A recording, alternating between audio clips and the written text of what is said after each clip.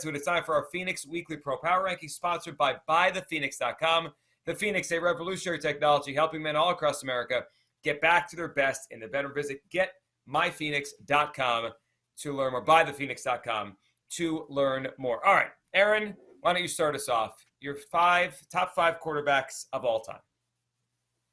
All right, number one, no surprise. It's Tom Brady. He's got 7 Super Bowl rings, appeared in the Super Bowl 10 times. He's got over 600 touchdowns, and he's the all-time passing leader by more than 9,000 yards. So just an incredible career. Happy that he's walking away. Kind of don't want to see him going down the path that we saw this season. I think it's better to walk away so we don't remember that more than everything that he did accomplish, but just incredible. He has the record for the most Super Bowl wins and appearances by any NFL player. Before Tom Brady, for me, at number 2, it was Joe Montana. A 15-year career, went to 4 Super Bowls, won them all. He won 3 Super Bowls and 2 regular season MVPs. Awesome career by Joe Montana. At number 3, I'm going Peyton Manning. Manning played in 4 Super Bowls, won 2. He also won the NFL's most valuable player 5 times and led the team, 2 different teams to Super Bowl victories. So that's number 3. Number 4. So this is where it started getting a little tricky for me. I was like, what should I do here? Thought about Johnny Unitas, and I'm like, you know what? I didn't watch him play. I'm not going to put him, I don't want to disrespect him in any way, but I want to put someone that I actually watched and I can remember. So I am going Elway with 2 Super Bowl wins. I put John Elway in at 4. I think, he was just an overall really talented quarterback. He was also the only quarterback in NFL history to score a rushing touchdown in 4 different Super Bowls. So Elway went to 5 Super Bowls, won 2 of them. So I've got him in at number 4. Then number 5. Man, could have gone a lot of different directions. Thought about Brett Favre, thought about Marino, thought about so many different guys. This is a little gift to Joe Ostrowski. I'm going Aaron Rodgers here.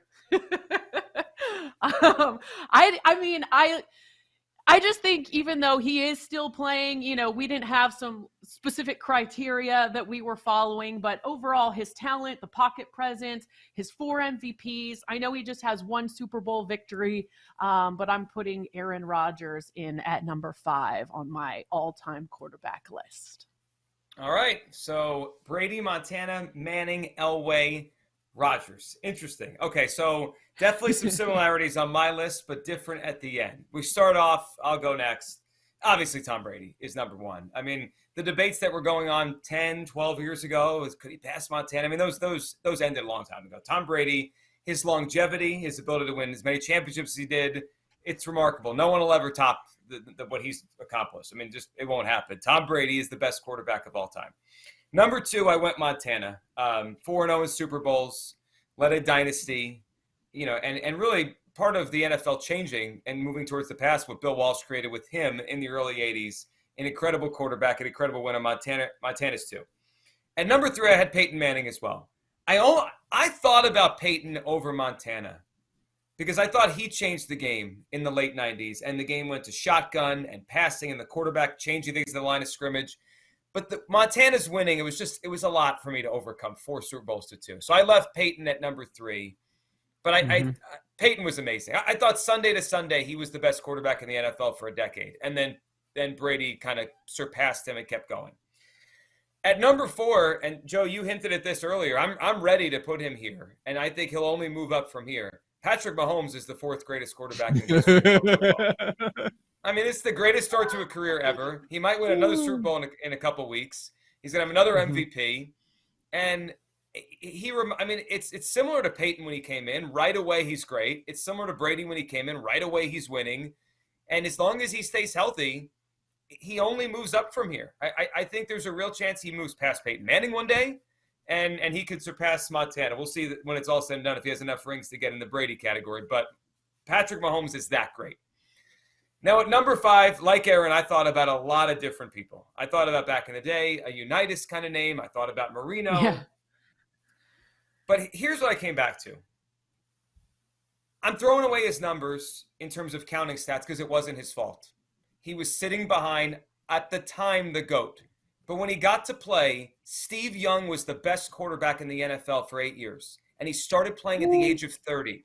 He was the best in the NFL from age 30 to 37. And his numbers, like, he was putting passer ratings up that people now barely do, over 100. Wow. He was a runner, over 4,000 yards rushing. He won 2 MVPs. And I looked at the numbers. I went back this morning. I think you could have made a case 89, 90. He should have been playing over Montana. Like, I think he probably was better at that point, but they couldn't sit Montana. So he might have another MVP or two if he got to play earlier. I went with Steve Young, even though his stats, because his career was different, dwarf everybody else's. So I went Brady, Montana, Manning, Mahomes, Steve Young. My top 5. Wow. That's a strong list. Strong list. No Chad Pennington, huh? No, not this list.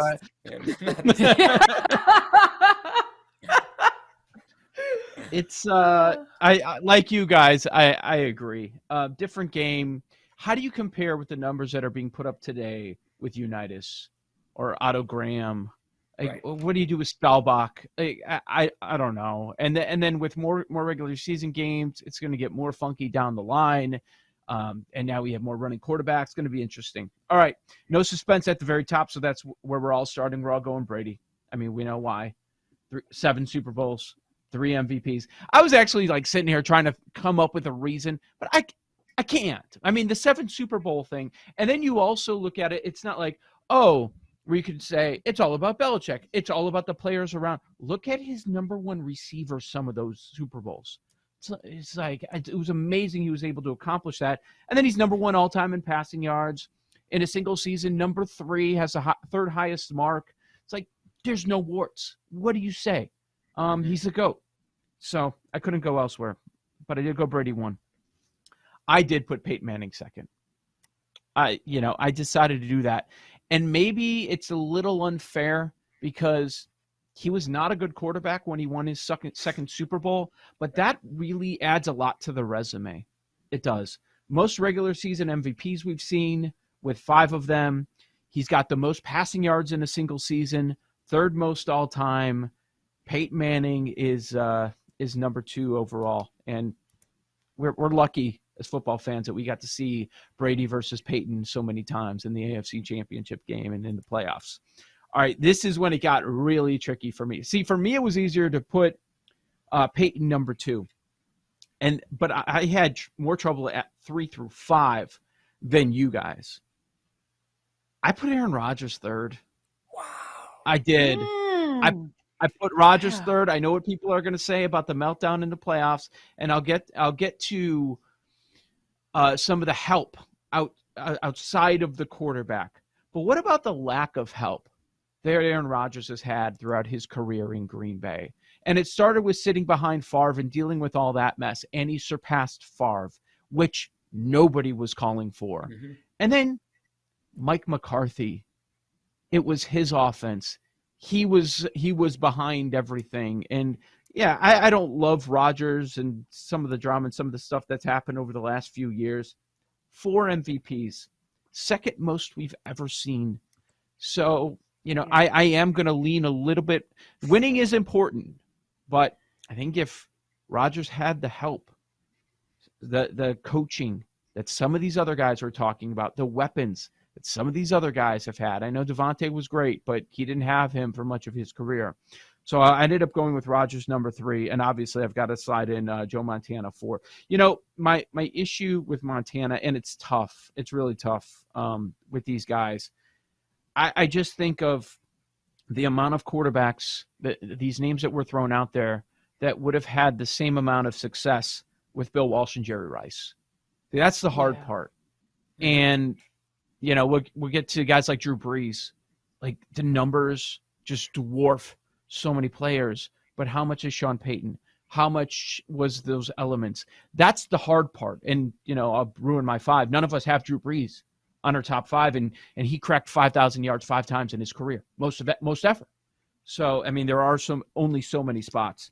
So that's how I decided to ding Montana. We're doing this late 80s. I probably have Montana's number one across the board for everybody. Yeah.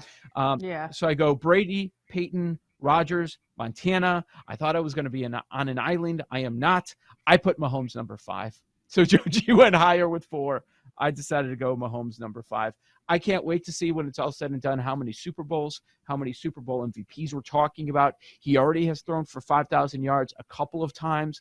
Just imagining him playing, maybe another 15 years, what these numbers end up looking like. So Mahomes goes in. As I mentioned, I kept Breeze out. Going into it, I thought I would have Marino. I ran out of spots. I thought I was going to make a case for Marino. I considered Elway, but no, like Joe G says, there's only so many people you can put top 5 NBA players. People tend to put 10 to 12 of them in there along different conversations. But we run out of spots. But there we go. I don't think we didn't differ too much. It's just like maybe a slot here or two.